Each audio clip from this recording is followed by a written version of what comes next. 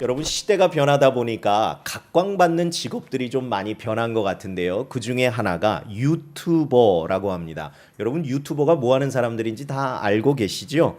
그런데 이 직업이요, 사람들의 관심과 함께 경제적인 이득을 함께 얻을 수 있는 그런 직업이라고 해서 매우 많은 관심의 대상이 되고 있습니다. 그러다 보니까 생기는 폐해가요. 여러분 다 해보셨나요? 이렇게 조회수 그리고 좋아요라는 거를 이렇게 클릭해야 많아지면 많아질수록 이렇게 수입도 늘어나다 보니 정말 극한의 컨텐츠를 만드느라고 혈안이 되는 그런 시대라는 겁니다. 그래서 어떤 유튜버들은요, 뭘 하다가 이렇게 다치기도 하고 심지어 죽기도 해서 많은 이들의 우려를 자아낸다고 합니다. 그런데 그런 가운데 정말 우리들의 가슴을 따뜻하게 해주는 그런 유튜브 컨텐츠가 있어서 그걸 여러분들과 좀 나누고 싶습니다. 제목이 Dad, How do I? 이런 제목의 유튜버 시리즈물입니다. 이걸 해석하면요, 아빠 이거 어떻게 해요? 라는 그런 질문의 뜻이래요. 한 중년 남성이 등장해서요, 실생활에 필요한 기술들을 하나하나 이렇게 가르치는 그런 영상이라고 합니다. 예를 들면 아빠 타이어는 어떻게 교체해요? 아빠 셔츠는 어떻게 다림질해요? 아빠 벽 선반은 어떻게 설치해요? 아빠 막힌 변기는 어떻게 뚫어요? 이런 등등의 제목입니다. 그런데 그 중에서 가장 높은 조회수와 댓글이 많이 달린 영상이 하나가 있는데 그게 뭐냐면 Dad, how do I tie a necktie? 아빠 넥타이 어떻게 매요? 이 영상이요, 120만 명이 시청을 했고요. 이 넥타이 매는 법을. 그리고 11만 명이 좋아요를 눌렀고요. 댓글에는 영상을 보다가 아버지 생각에 울었어요. 이런 글. 인터넷으로 입양해 주셔서 감사해요. 또 랜선 아빠 사랑해요. 이런 글들을 올렸다고 합니다. 그런데 제가 여러분들에게 이것을 소개하는 목적은 이분이 이 영상을 만든 특별한 이유가 있다는 것이죠. 무엇인가? 영상의 주인공이요, 어린 시절 아버지에게 버림을 받았던 겁니다. 그리고 알코올 중독자 어머니 밑에서 홀로 청소년기를 보냈던 것이죠. 그러다 보니 자기처럼 이 시절을 너무너무 외롭게 힘들게 보내는 청소년들에게 내가 온라인을 통해서 아빠 노릇을 좀 해야 되겠구나. 이분이 그런 생각을 먹고 시작한 영상이라는 겁니다. 이분의 상처가 사명으로 승화한 것이죠. 게다가 평범한 일상들만으로도 우리가 사는 이 세상을요, 정말 따뜻하게 만들어줬다는 사실입니다. 그런 차원에서 말씀을 듣기 전에 우리 옆에 분들과 이렇게 좀 진심 어린 인사를 좀 나눴으면 좋겠습니다. 평범한 것일수록 소중합니다. 이렇게 한번 인사 나누실까요? 평범한 것일수록 소중합니다. 평범한 것일수록 소중합니다. 우리 성경을 들고 함께 고백하겠습니다. 저는 예수 믿어 구원받았습니다. 저는 예수 믿어 하나님 자녀 되었습니다. 저는 예수 믿어 천국 백성 되었습니다. 하나님께서 선물로 주신 오늘 하나님 말씀으로 가르침을 받습니다. 눈을 열어 주의 법안에 있는 놀라운 진리를 보고 깨닫게 하소서. 아멘으로 순종하여 하나님께 영광 돌리는 삶 되게 하소서. 아멘. 아멘. 고백한 대로 사는 저와 여러분 되기를 소망합니다. 자, 기독교의 중요한 교리를 하나하나 성경을 통해 배우는 이 배우고 시리즈, 이 시리즈가요, 오늘로써 1단계를 좀 마무리하려고 합니다.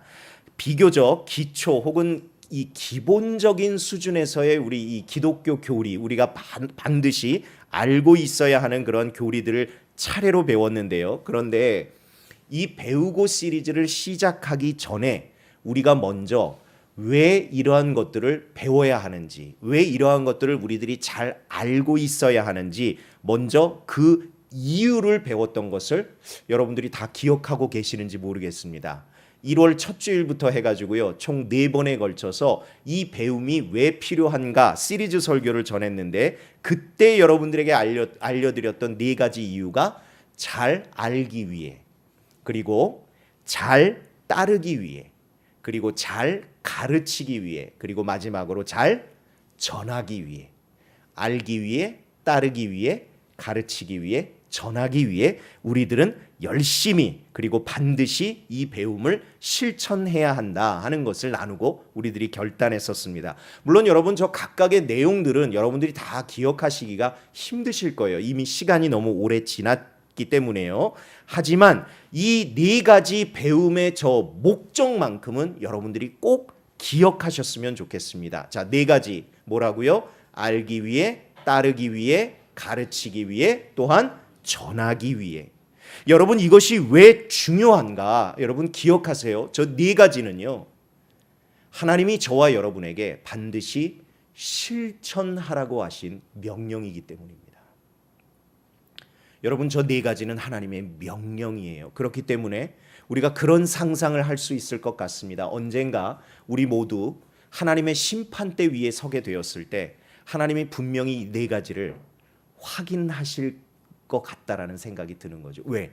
하나님이 시키신 일이니까. 잘 알고 있는지, 잘 따랐는지, 또 잘 가르쳤는지, 아니 잘 전했는지 하는 것을 우리들에게 반드시 확인하실 거라는 사실입니다.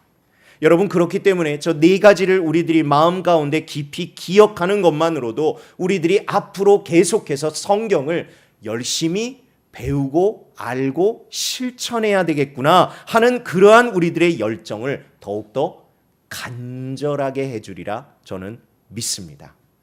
여러분 알고 따르고 가르치고 전하고 여러분들의 심령 가운데 이 네 가지 하나님의 거룩한 명령을 깊이 새기실 수 있기를 간절히 부탁을 드립니다.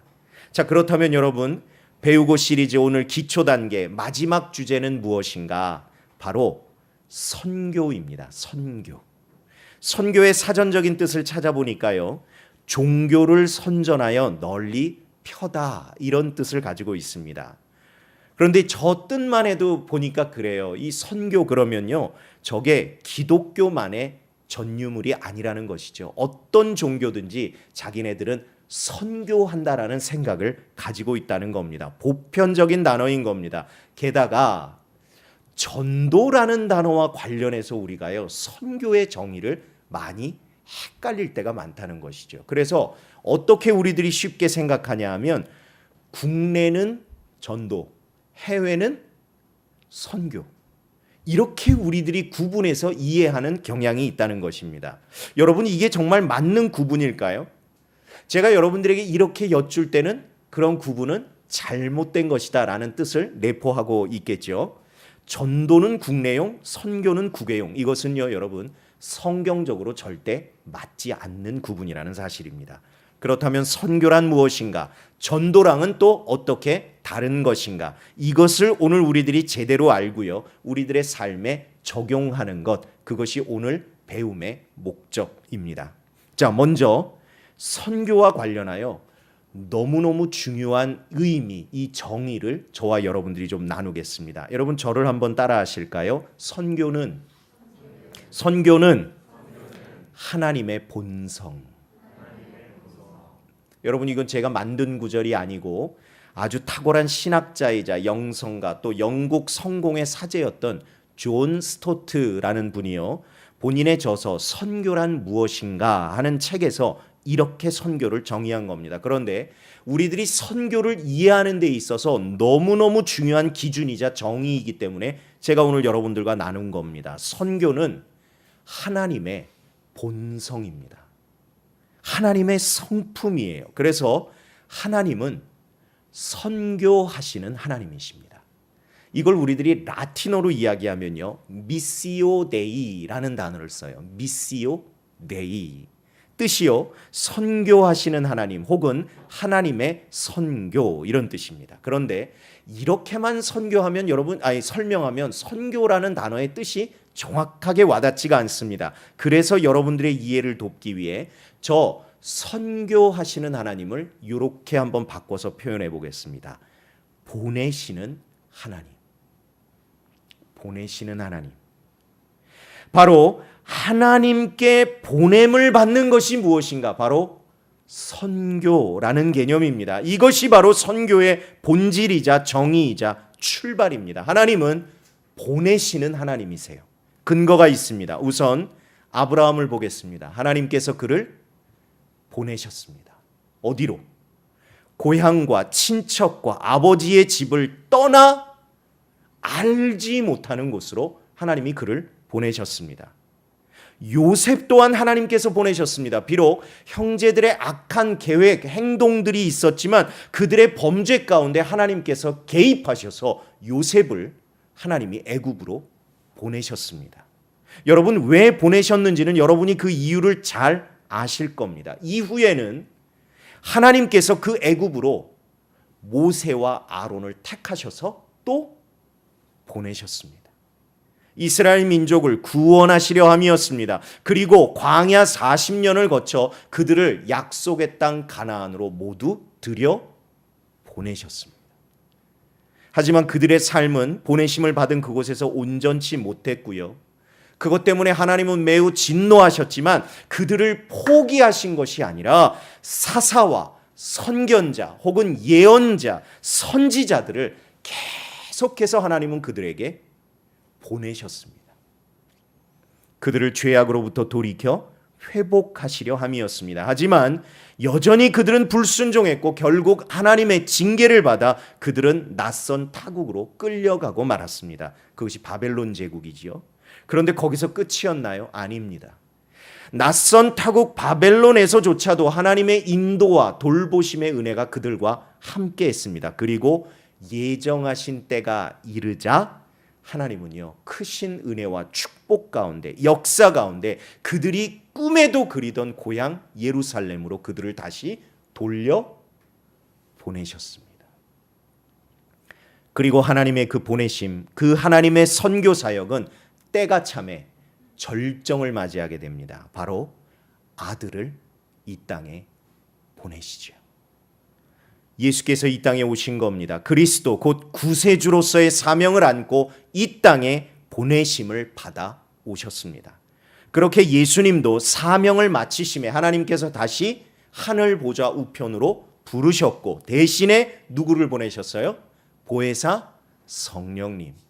그분을 우리들에게 보내셨고 지금까지 우리와 함께 하시도록 한 겁니다. 여러분, 그렇게 이 모든 역사 가운데 어떤 하나님이심이 증명되는 겁니까? 보내시는 하나님. 다른 하나님이 아니라 선교하시는 하나님.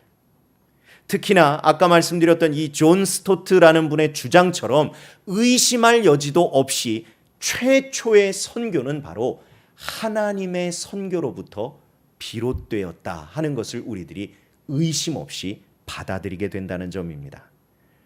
그런데 오늘 더욱 놀라운 사실을 우리들이요 본문 말씀을 통해 깨닫게 됩니다. 하나님 아버지의 보내심을 받은 그리스도 되신 예수께서 하나님의 크신 은혜로 택함을 입은 그분의 자녀, 주의 백성, 주의 이 제자들을 이 시대로 말하면 누구입니까? 바로 저와 여러분입니다. 바로 그러한 우리들을 예수님이요 본인과 똑같이 보내셨다는 사실입니다. 오늘 본문 21절 말씀에 보니까요. 예수께서 또 이르시되 너희에게 평강이 있을지어다. 아버지께서 나를 보내신 것 같이 나도 너희를 보내노라.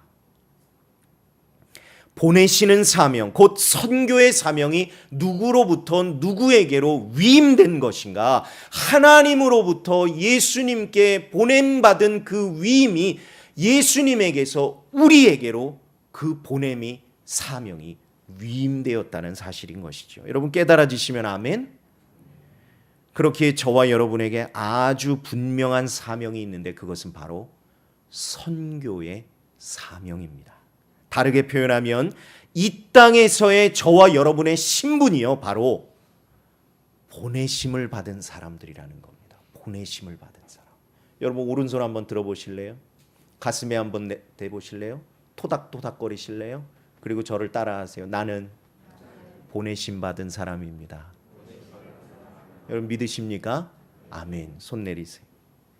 그렇다면 우리들이 보내심을 받은 이곳, 지금 내가 속한 곳, 지금 내가 사는 곳, 지금 내가 있는 곳, 결국엔 다 어디라는 사실인가? 여러분, 맞습니다. 선교지입니다. 선교의 현장입니다. 내가 선교사로서 헌신의 소명을 바칠 자리가 다른 곳이 아니라 하나님으로부터 우리 각자가 다 부르심을 받은, 보내심을 받은 그곳이라는 사실입니다. 그렇기 때문에 이 모든 것이 아주 명확하게 드러납니다. 내가 속한 가정, 그럼 이제 어디라는 거예요? 선교지입니다. 내가 속한 학교, 어디입니까? 여러분의 선교지입니다. 내가 속한 일터, 직장, 사업장 모두 어디입니까? 나의 선교지입니다. 내가 보냄을 받은 곳입니다. 그곳에서 나는 어떤 다른 목적의 사람이 아니라 하나님으로부터 보냄을 받은 사람, 곧 선교사라는 사실입니다.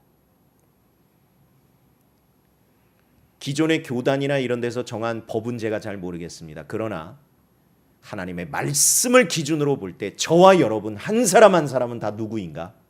하나님의 선교사라는 사실입니다.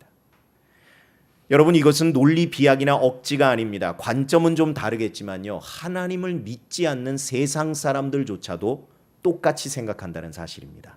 송기론 목사님이라는 분이 쓰신 책 땅은 꽃으로 웃는다, 이 책에 나오는 실화입니다.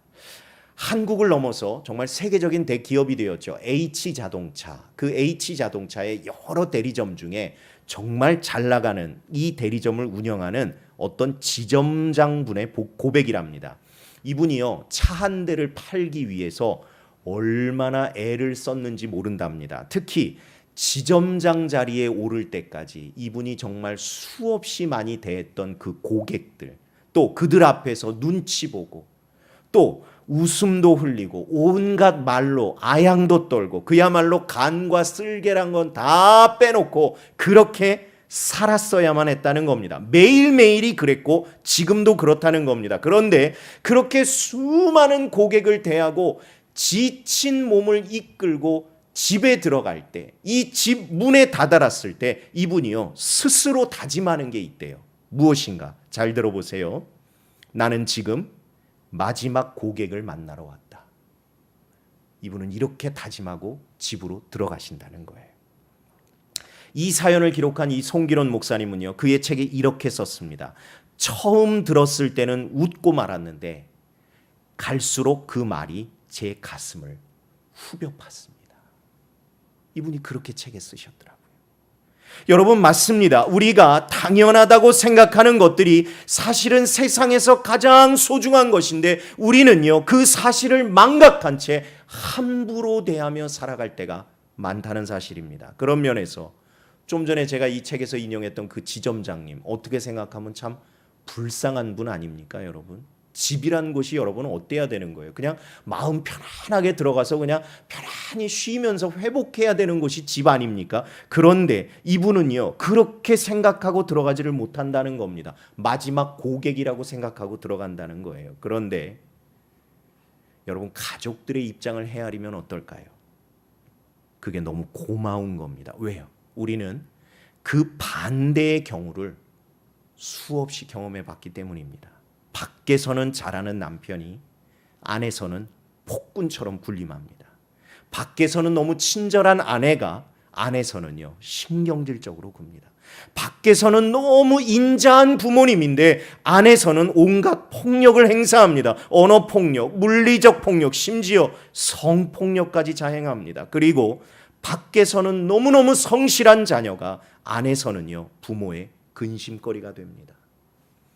그러니 이 시대의 가정이 어떻습니까? 여러분, 참 안타까운 사실인데 믿는 사람들이건 안 믿는 사람들이건 이 시대의 가정이 점점 지옥 같습니다. 이렇게 말하는 분들이 급증하는 시대를 우리가 살아가고 있습니다.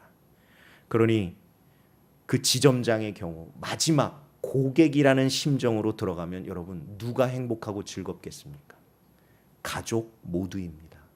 가족이 또한 평안하니 어떻습니까? 그 평안이 남편에게로 전이되는 것이죠. 본인도 함께 평안을 누리고 적어도 그 가정은 지옥이 아닌 천국 비슷하게는 될 것 같다는 생각이 드는 겁니다. 자, 그렇다면 가정도 나의 선교지, 학교도 나의 선교지, 일터도 나의 선교지, 이것을 깨달은 저와 여러분들은 그렇다면 어떻게 사는 것이 선교지에서 선교사로서 사는 방법인지, 그것을 저와 여러분들이 이제 나누어야 할 것 같습니다. 핵심 구절이 있습니다. 다시 본문 21절에 보니까 아버지께서 나를 보내신 것 같이, 이렇게 기록되어 있어요.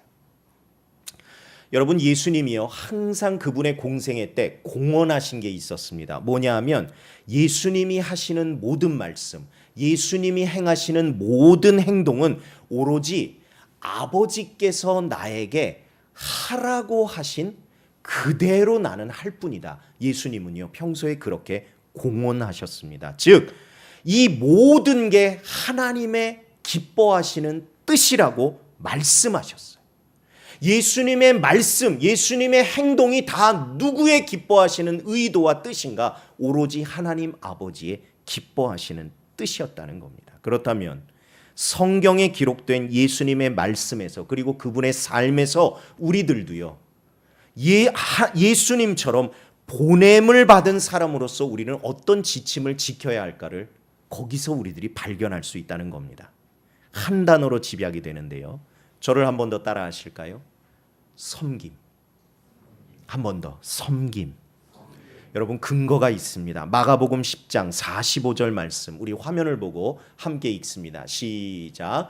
인자가 온 것은 섬김을 받으려 함이 아니라 도리어 섬기려 하고 자기 목숨을 많은 사람의 대속물로 주려 함이라. 또 있습니다. 누가복음 22장 27절 말씀, 시작. 앉아서 먹는 자가 크냐 섬기는 자가 크냐? 앉아서 먹는 자가 아니냐? 그러나 나는 섬기는 자로 너희 중에 있노라.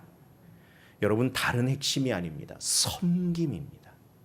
여러분, 이것이 바로 선교지에서 선교사로서 우리가 함께 감당해야 할 사명입니다.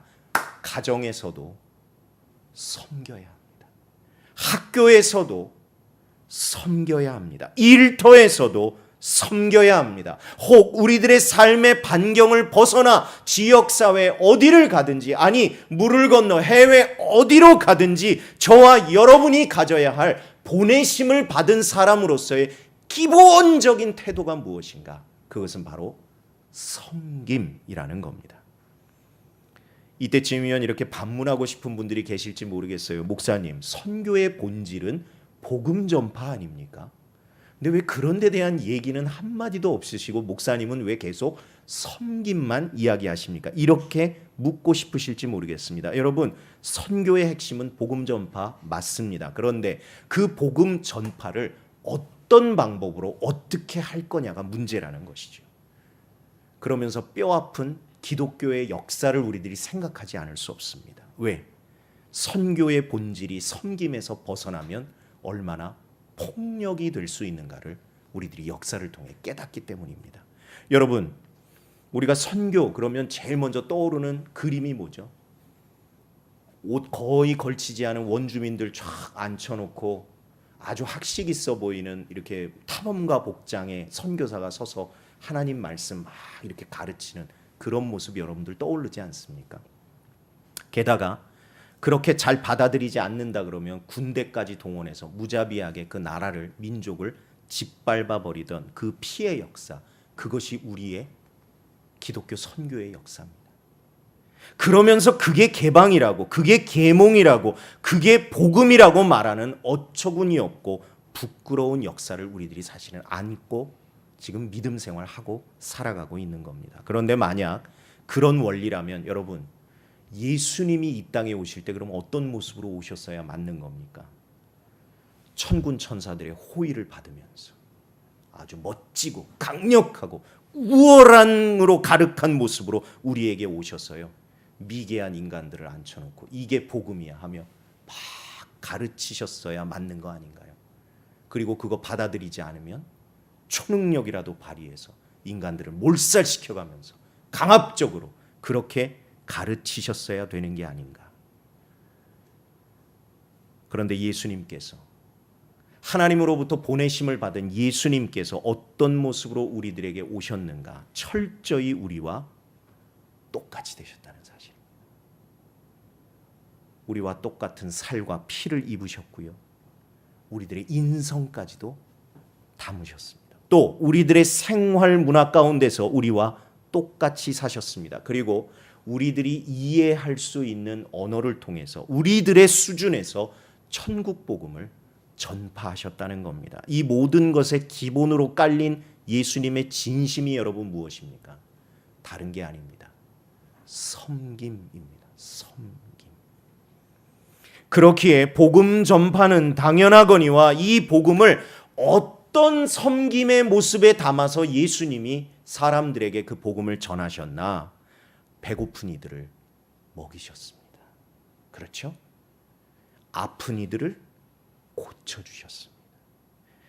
더러운 이의 발도 씻어주셨습니다. 심지어 썩어 문드러지는 몸에 직접 손도 대어주셨습니다. 슬퍼하는 자들을 위로하셨고요. 우는 자들 곁에서 함께 울어주셨습니다. 심지어 죽은 자도 살려주셨습니다.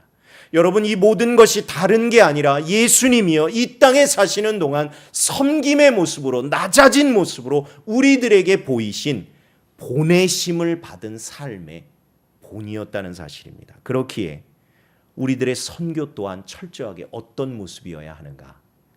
섬김의 모습이어야 한다는 것이죠. 예수님으로부터 보내심을 받은 사람답게 우리도 예수님이 보이신 섬김의 모습들을 실천해야 하는 겁니다. 그래서 배고픈 이들 어떻게 해야 될까요? 우리도 먹여야 합니다. 더러운 이들 씻겨줘야 합니다. 아픈 이들 우리도 치료해 줘야 합니다. 슬퍼하는 이들 위로해 줘야 합니다. 우는 이들 함께 울어주어야 합니다. 죽어가는 이들이 있다면 어떻게든 살려내야 합니다. 그것이 무엇이든지 간에, 아니 어떤 비용, 어떤 노력이 들든지 간에 우리도요 그 섬김의 사명들을요 온전히 감당할 수 있어야 한다는 사실입니다. 근데 여러분 오해하지 마십시오. 지금 당장 우리 교회가 모든 걸 다 책임져야 한다, 이런 말씀 드리려고 하는 게 아닙니다. 또 모든 분야의 선교를 우리들이 다 뛰어들어 보자, 그런 말씀 드리려는 것도 아닙니다. 하지만 분명히 우리들이요 자문해야 할 것이 있습니다. 나는 보내심을 받은 사람답게 최선을 다하고 있는가? 그 물음을 우리들이 직면해야 합니다. 저는 이 섬김, 특별히 선교와 관련된 메시지를 전할 때마다 항상 인용하는 책이 있습니다. 여러분 아마 기억하실 것 같아요. 지구가 100명의 마을이라면, 여러분 기억하시나요? 네. 간단하면 이렇습니다. 지구를 100명의 마을로 축약해 놓은 것이죠. 그리고 이런저런 통계를 내보는 겁니다. 그런데 어떤 결과가 나오는가? 다른 건 다 차치하고서라도 내가 얼마나 행복하고 운이 좋은 사람인가를 여러분 저 책 한 권만으로도 우리들이 충분히 느낄 수 있다는 겁니다. 100명 중 31명만이 마을에 학교가 있어서 읽고 배우는 걸 누군가가 가르쳐 줄 수 있고 또한 배울 수 있다는 겁니다. 여기 계시는 분들 다 학교 다니셨죠? 여러분 100명 중에 31명 안에 여러분들이 다 들어가는 겁니다. 또 적지 않은 어린이들은요, 학교는 고사하고 어릴 때부터 중노동에 시달린답니다. 근데 그럴 만한 이유가 있는 게요, 100명 중에 딱 20명만이 집세도 내고 남은 돈으로 먹을 걸 살 수 있는 여유가 있답니다. 그럼 나머지 80명은 형편이 어떻다는 거예요? 늘 부족함에 시달리며 살아야 한다는 겁니다. 심지어 그 부족함에 시달리는 80명 중에 20명가량은요 하루에 1달러를 가지고 생계를 이어야 된대요. 여러분 1달러로 그러면 우리 일본 돈으로 한 100엔 정도 아닙니까? 거기서 이렇게 왔다 갔다 하지 않습니까? 여러분 100엔 가지고 매일매일 삼시세끼 다 해결할 수 있으세요? 여러분들의 생활비 다 충당 가능하세요? 그런데 적지 않은 사람들이 그렇게 살아가야 된다는 겁니다. 늘 영양실조와 질병에 노출되어 있는 겁니다. 게다가 여러분 오늘 오실 때 다 씻고 오셨죠? 저도 씻었어요. 아침마다 필요할 때마다 수도꼭지 틀면 뜨거운 물, 찬물 콸콸콸콸 나옵니다. 또 저도 그렇지만 많은 분들이 식수는 아마 사서 먹을 겁니다. 그런데 100명 중 절반에 가까운 인구가 그런 수도 시설 없이 지금도 산다는 거예요. 그럼 물을 어디서 구하는가? 우물이든지 강물이든지 빗물이든지 그걸 어디 가서든 매일 길어다가 그렇게 먹고 살아야 된다는 거예요. 근데 그 길어다 먹는 일은 또 누가 대부분 하는가? 연약한 여성들 아니면 어린아이들이 한다는 겁니다. 전 TV에서 그런 것도 봤어요. 한 4시간을 걸어갔다 오더라고요. 가족들이 쓸 물을 구하기 위해서.